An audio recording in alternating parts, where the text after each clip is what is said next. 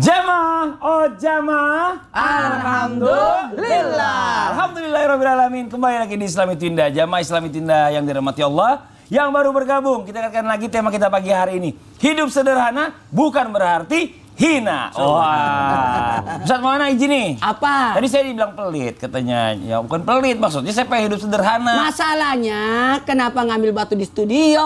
Harusnya batu di rumah aja. Enak aja, ini kan properti syuting. Oh itu properti syuting. Nggak usah marah gitu dong. Jadi bagaimana kita nih hidup sederhana agar gak dianggap pelit? Ya. Nah, mau. Mohon izin. Izin Habib dan Ustaz Sam. Satu hal buat kita, kepada semua jamaah Islam Itu Indah dimanapun berada, ketahuilah hidup sederhana supaya tidak dianggap pelit. Ada namanya skala prioritas. Masya Allah. Prioritas. Ya itu maksudnya. Skala prioritas. Ada namanya kebutuhan primer, sekunder, tambahan, kemudian kemewahan. Dalam hal ini, ketahuilah sesuai kebutuhan. Sekali lagi, sesuai kebutuhan. Orang yang ada di daerah bisa jadi standar hidupnya tidak sama dengan yang hidup di kota. Satu hal buat kita, sesuai kebutuhan kita. Kebutuhannya Ustaz Sam beda, Habib juga beda, Mas Padi juga beda, saya sangat beda. Kalau disamain dia, pasti banget. Semua beda. Makanya nafkah dalam Islam tidak disamakan. Nafkah yang kita berikan kepada keluarga sesuai kemampuan, sesuai kebutuhan, dan sesuai kesepakatan. Dalam hal inilah ada namanya bersyukur. Apa? Bersyukur. Bersyukur itu memfungsikan, memanfaatkan atas apa yang diberikan. Jangan sampai satu, mubasir. Jangan sampai sia-sia. Jangan sampai maaf kekurangan. Makanya satu hal sederhana itu ada namanya keadilan tanpa kezoliman. Jangan sampai kita pelit pada diri kita sendiri. Ada juga terlalu irit sampai dia, mohon maaf, nauzubillah, menzolimi dirinya. Sekali lagi, menzolimi dirinya. Satu hal, Allah memberikan rezeki itu sesuai kebutuhan kita. Sekali lagi, sesuai kebutuhan kita. Allah tahu kebutuhan kita, sehingga Allah berikan ini, berikan itu. Dan ternyata orang kaya itu, orang mampu itu memang pantas jadi orang kaya. Pola pikirnya yang kaya. Ada orang tidak pantas jadi orang kaya. Ada sahabat Nabi miskin, lalu datang kepada Rasulullah, karena Rasulullah tanya, kenapa setiap salat engkau hilang, tidak duduk dulu, terus langsung pergi, tidak berdoa, tidak ada kebutuhanmu sama Allah? Ya Rasulullah, sarungku cuma satu, saking miskinnya, ini mau dipakai sama keluargaku di rumah untuk dipakai salat, jadi dia cepat-cepat pergi. Ketahuilah, tolonglah ya Rasul, doakan saya supaya saya jadi kaya. Kata Rasul, sudah cocok kamu jadi seperti itu. Dia minta kaya. Apa yang terjadi setelah dia kaya? Tidak pernah muncul lagi di masjid. Ini hati-hati. Jangan sampai tadi sudah disebutkan oleh Habib, jangan sampai jadi istidraj. Justru harta yang kita miliki menyeret kita untuk tidak dekat kepada Allah. Jadikan harta kita, apa yang kita miliki itu justru membawa kita mendekatkan diri kita kepada Allah. Jadi, jadikan ini sarana untuk ibadah. Sama orang berangkat umroh mungkin berkata begini, oh mahal banget dia bayarnya, kita bayar sekian. Itu sesuai kepantasan buat kita. Fasilitas juga namanya. Makanya jangan pernah membandingkan antara hidup kita sama hidup orang lain. Sekali lagi, jangan pernah membandingkan hidup kita sama dengan hidup. Tidak. Dari sinilah ada namanya sifat qanaah. 1, 2, 3 qanaah. Apa artinya qanaah? Qanaah itu merasa cukup. Tidak cukup. Kalau manusia mau ditanya cukup nggak? Pasti berkata tidak pernah cukup. Nah tapi kan kita kan bisa juga gini. Maksudnya kadang ngelihat orang-orang kehidupannya, waduh kayaknya dia gara-gara boros jadi susah nih. Oke, saya lebih perhitungan lagi. Boleh nggak kita kayak gitu? Lebih perhitungan, kadang lihat orang-orang takutnya ekonominya nggak bagus kayak orang lain. Sudah dijawab sebenarnya. Ekonomi. Itu kan menata. Kan Mas Fadil sarjana ekonomi. Bener. Kan? Bagaimana itu menata keuangan sebaik-baiknya. Kita tata keuangan kita. Makanya kita belajar dari sahabat Nabi Salman Al-Farisi. Salman Al-Farisi membagi 3 keuangannya. Sepertiga keuangannya untuk kebutuhannya, sepertiga untuk jadi tabungan, sepertiga untuk jadi modal lagi. Jadi itu harus diatur, dicatat. Saya terima kasih kepada Ustaz Masdar ya. Ada teman kami di pesantren itu namanya Ustaz Masdar. Saya Dia pergi hebat ya. ke kosannya luar biasa. Ada buku catatannya. Uang keuangan, uang Cuma masuk. ada yang lebih hebat lagi jamaah. Coba Ustadz Maulana punya uang 1 juta. Yang dihabisin berapa? Ya 300 saja. Masa? Saya lihat kemarin 1 juta-jutanya habis. Dia buat dibagi-bagiin orang. 30% buat buaya diri, 30% buat bulanan, harian, dan simpanan, dan 10% sedekah. Masya Allah. Makasih banyak Ustadz Maulana penjelasannya jamaah. Nah nih bagaimana nih dalam Islam nih ya. Jika ketika ini kita mampu untuk membeli barang-barang yang mahal. Wah seperti mungkin barang-barang tersebut dengan alasannya mungkin macam-macam ya. Kalau kita beli barang murah biasanya itu nggak awet. Baru pakai sebulan 2 bulan contoh sepatu jebol. Beli yang 100 ribu itu. Beli yang 1 juta 2 juta. Itu bisa sampai puluhan tahun kita pakai. Nah itu bagaimana tuh Ustaz Syam? Boleh nggak kayak gitu? Baik, bismillahirrahmanirrahim. Habib, guruku Habib Syaugi, Satulana Masalli, serta guru-guru kami yang dimuliakan Allah Subhanahu wa taala. Ba'da naqul a'udzu billahi minasyaitonir rajim. والذين يقولون ربنا اصرف عنا عذاب جهنم إن عذابها كان غراما إنها ساءت مستقرا ومقاما والذين إذا أنفقوا لم يسرفوا ولم يقتروا وكان بين ذلك قواما.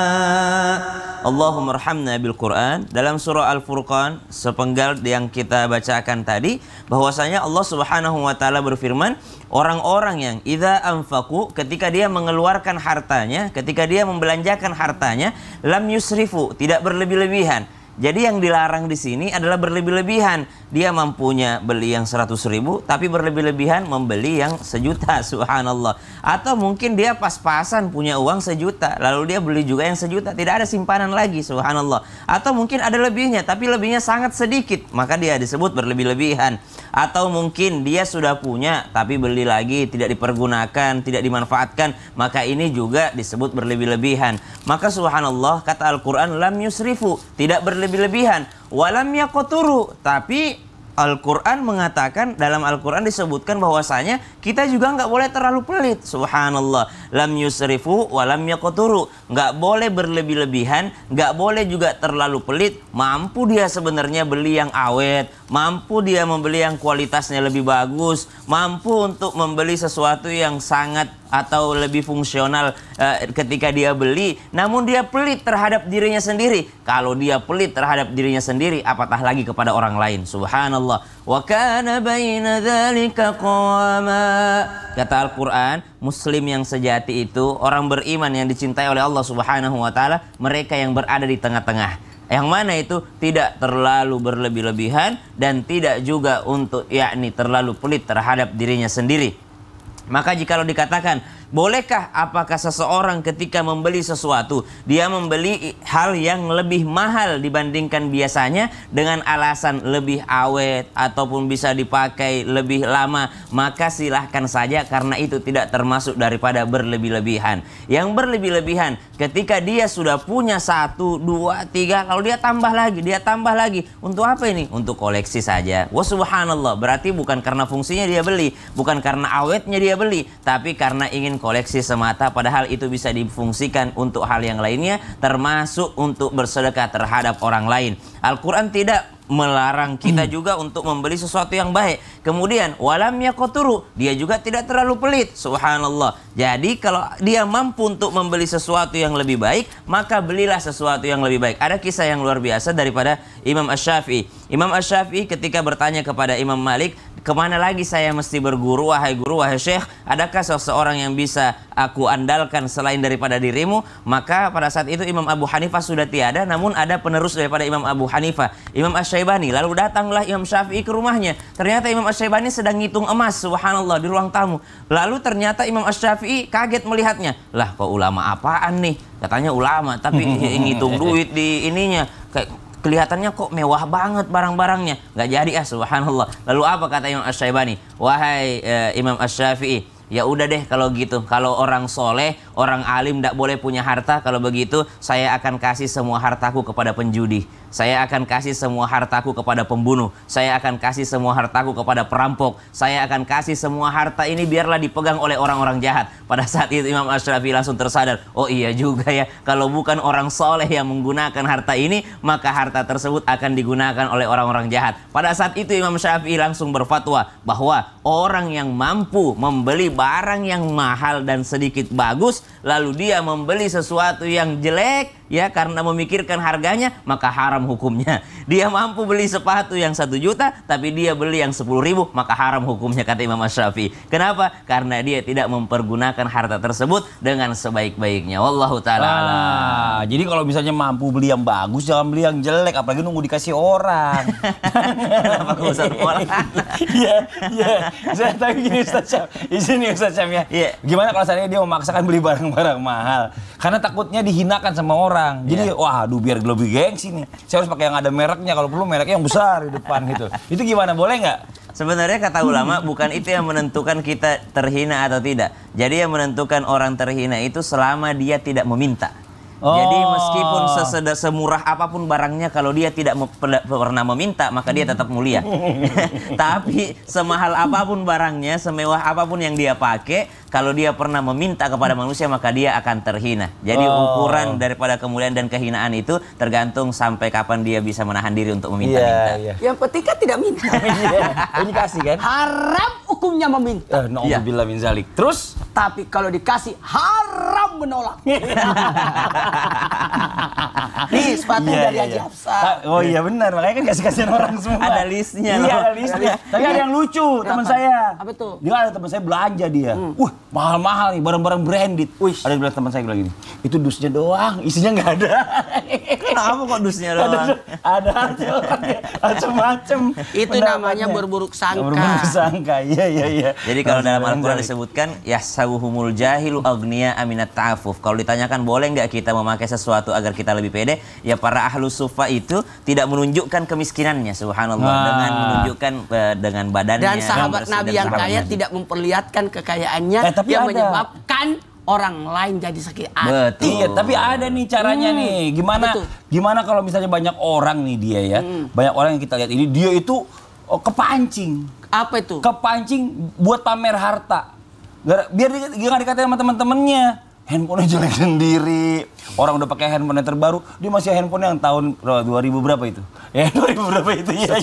Nah itu kadang-kadang nih orang-orang yang kayak gini nih dikucilin. Maaf ya, baru jelek, minggir gitu. Nah, gimana Beb? Mau disini penjelasannya? Silakan. Iya. Alhamdulillah, padahal kalau kita ingat setiap sholat kita bilang, setiap sholat kalau kita hayatin, kalau setiap sholat kita pikirin, inna sholati wa nusuki wa mahyaya wa mamati lillahi rabbil alamin. Sesungguhnya sholatku, ibadahku, hidupku dan matiku hanya untuk Allah Subhanahu wa taala.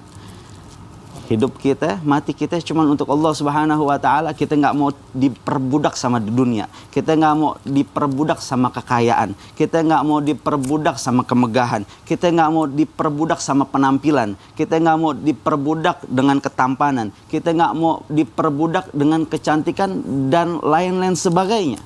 Karena pada hakikatnya manusia tuh nggak ada pantas-pantasnya buat sombong, nggak ada pantas-pantasnya buat pamer. Apa yang mau kita pamerin? Tiap hari kita bawa kotoran. Tiap hari kita bolak-balik kamar mandi, buang kotoran, ngebersihin kotoran. Kita ini kalau nggak mandi aja, orang nggak ada yang mau deket sama kita. Apa yang mau kita sombongin? Apa yang mau kita pamerin? Apa bedanya, apa tuh namanya, riya sama takabur? Kalau misalkan pamer dalam urusan dunia, lebih cocok dibilang takabur. Tapi kalau misalkan pamer dalam urusan ibadah, lebih cocok dibilang riya. Kalau misalkan lagi sholat di kamar sendirian, sholatnya kayak capung kepanasan. Tapi kalau misalkan sholat di depan camar, Ustadz Maulana tahu camar nggak? Tahu, dia udah pernah ngalamin itu. Udah pernah ngalamin. Takbirnya, Allahu Dan kita doain Ada mertuanya. di mudah-mudahan belakang. nambah camernya. Oh iya. Kalau misalkan sholat depan camar, Fatihahnya khusyuk. Masya Allah, luar biasa. Nah ini berarti ada sesuatu di dalam hatinya. Ada ria, pengen dipandang sama orang, pengen pamer. Tapi kalau misalkan pamer di dalam urusan dunia, maka itu takabur, sombong. Punya mobil, apa tuh namanya? Nggak usah sebut mereknya lah. Iya, ya itulah. punya mobil yang ini apa tuh yang atapnya bisa kebuka. Oh, atapnya bisa kebuka. Oh, anu dong. Open Mobil cup. open cup.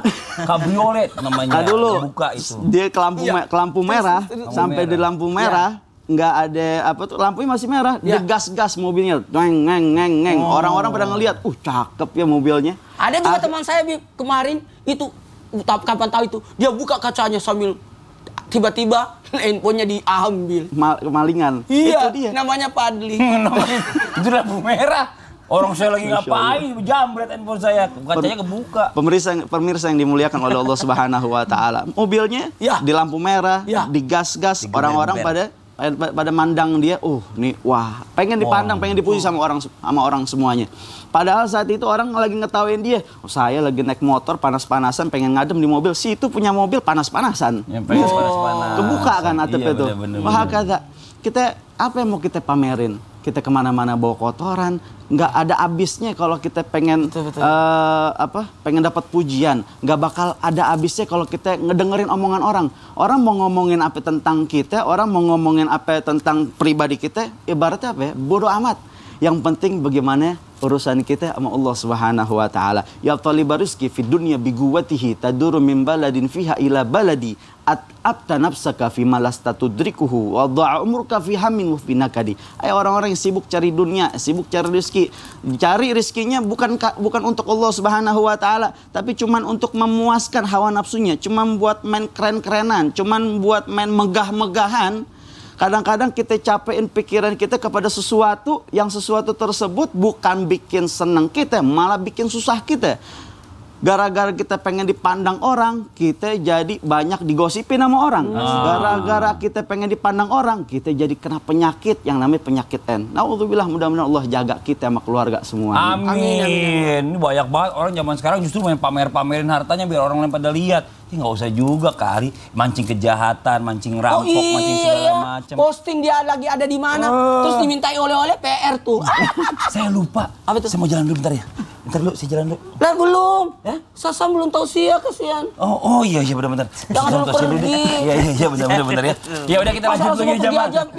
Saya tuh udah gak sabar Pak. Ntar saya ceritain ya. Nih banyak orang nih ya kalau lagi kita lihat nih diminta nih kayaknya hidupnya kayaknya serba kecukupan. Tapi atau mungkin hidupnya sederhana pada milih hidup yang berkecukupan pengennya gitu. Nah, mereka pikir kalau kita kaya sebuah kecukupan, kita tuh bisa menjamin masa depan daripada sederhana. Nah, ini sebenarnya bagaimana nih dalam Islam nih Ustaz Syam nih? Mohon izin. Baik, bismillahirrahmanirrahim. Tapi habis lagi Mas Fadli yang buru-buru sekali hari ini. Nanti kita tanya, kenapa dia buru-buru? Iya Ustaz. Penasaran jamaah di rumah, kenapa Mas Fadli buru-buru? Sasam, lanjutkan. Dan guru-guru kami yang dimuliakan Allah Subhanahu wa taala, kalau dikatakan ya manusia mah pengennya cukup gitu ya. Pengennya hidup serba ada, pengen naik haji cukup duitnya, pengen berangkat umroh cukup duitnya, pengen mobil baru cukup duitnya, udah yang penting cukup aja gitu. Itu berkecukupan tuh. Itu berkecukupan. Saya banget itu. Pas-pasan kita, pas-pasan. Pas mau naik haji pas ada duitnya. Pas mau beli rumah baru pas ada duitnya. Jadi serba pas-pasan gitu. Maka subhanallah, apakah boleh seperti ini? Ternyata kalau kita lihat redaksi doa yang diajarkan Nabi SAW, Allahumma kfina bihalalika an haramik. Ya Allah, cukupkan aku dengan yang halal sehingga aku tidak mencari yang haram. Subhanallah. Jadi kalau ada orang tidak mau hidup daripada sedikit karena ia ingin cukup agar dia menjaga dari yang haram, maka justru bagus. Karena sesuai dengan hadis Nabi, sesuai dengan doa Nabi. Allahumma kfini bihalalikan haramik. Ya Allah, cukupkan aku, sempurnakan aku, komplitkan aku dengan yang halal sehingga aku tidak lagi cari yang haram. Subhanallah. Ada kan orang yang ditanya, kenapa sih mau cari dengan penghasilan yang haram? Ustadz, jangankan yang haram aja susah, Ustadz, apalagi yang halal. Subhanallah. Kenapa tidak mau kerja yang halal? Yang haram aja susah, apalagi yang halal. Maka daripada itu dia meminta daripada mencari yang haram tadi. Maka Rasulullah SAW mengajarkan kita doa, Allahumma kfini bihalalikan haramik. Kalau kita meminta dicukupkan daripada yang halal agar tidak mencari yang haram, maka niatnya diperbaiki. Bukan untuk daripada bermewah-mewahan, bukan untuk pamer kepada orang lain, bukan untuk takabur tadi yang disampaikan guru kita Habib Syaugi, tapi untuk menjaga diri daripada yang haram, meminta kecukupan dari yang halal. Kemudian disambung doanya, wa aghnini bifadlika amman siwak. Ya Allah, perkaya aku dengan karuniamu sehingga aku tidak meminta lagi selain darimu. Subhanallah. Jadi kalau ada orang pengen kaya raya, kenapa pengen kaya raya? Supaya saya tidak minta-minta sama orang lain, supaya saya tidak butuh kepada manusia, saya butuhnya hanya kepada Allah Subhanahu wa taala. Berarti benar niatnya, bukan untuk pamer, bukan untuk takabur, tapi ingin merasa cukup disebabkan karena tidak ingin meminta selain daripada Allah, disebabkan karena tidak ingin mengkonsumsi yang haram, dengan penghasilan yang haram, dengan pekerjaan yang halal, dengan pekerjaan yang halal dia cari daripada penghasilannya, maka ini sesuai daripada doa baginda Nabi Muhammad sallallahu alaihi wasallam. Yang kedua, bukankah Rasulullah pernah menegur orang yang sedang bermalas-malasan di dalam masjid, lalu dia mengatakan mengeluh, saya lagi terlilit hutang ya Rasul, saya lagi terlilit hutang. Lalu Nabi ajarkan sebuah doa. Ternyata dalam redaksi doanya Rasulullah sekalian menegur orang tersebut, karena dalam redaksi doanya wa a'udzubika minal ajzi wal kasal. Ya Allah, aku berlindung daripada kelemahan dan kemalasan. Ada orang memang subhanallah malas dia. Jadi dia tidak mau bekerja, hanya mengharapkan bantuan daripada orang lain. Maka subhanallah, justru dalam Islam sifat yang seperti ini adalah sifat yang tercela. Hidup sederhana boleh, tapi jangan pernah kelihatan butuh terhadap orang lain karena kita hanya butuhnya kepada Allah. Minta dicukupkan dari yang halal sehingga tidak mencari yang haram. Masya Allah. Terima kasih banyak Ustaz Syam. Iya. Nah, Ustaz udah tahu Sia. Si jalannya sekarang ya? Mau kemana sih? Buru-buru banget. Hah? Ini orang lagi Itu mau dia sia lagi, mau pergi. Sekarang kita masih syuting mau pergi Saya lagi. jelasin nih. Saya mau ikutan tablik akbar. Tablik akbar Islam itu indah di Transpark Bintaro Ustaz. Saya juga. Bapak nggak tahu? Hah? Jadwalnya itu kan besok, bukan hari ini. Jadwalnya besok. Besok Paling jam 8 pagi sampai selesai, sampai jam 2 lah. gimana kalau saya siap-siap dari sekarang? Supaya dapat tempatnya di depan. Kalau nggak ternyata berebutan Maaf, orang Pak. di belakang. Kan Bapak yang bawain acaranya. Oh iya ya Allah. Ya udah kalau gitu saya ajak deh buat jamaah Islam itu yang ada di rumah ya. Yang mau datang nih besok nih hari Besok? Kamis, Islam itu indah mengadakan tablik akbar di Transpark Bintaro. Jam Yuk 8 ramein pagi. jamaah. Jangan sampai telat. Benar. Mudah-mudahan kita dapat ilmu yang banyak dari Amin. guru kita. Siapa Dan aja pastinya besok gurunya? Ada Ustadz Maulana, ya, ada Ustadz Syam, Apa? ada Kiai Haji Agus Dermawan, dan ada juga Ustazah Romlah ya. Oh, iya kan? Hafal Bener kan? ya, Masya Allah. Bener kan? Coba kita lihat dulu. Bener. Ah, bener. Yuk jamaah ya. Pokoknya besok kita ketemu ya. Pokoknya kita lanjutin lagi setelah satu ini. Jamaah. Oh jamaah. Alhamdulillah. Bener. Coba lihat deh. Coba deh.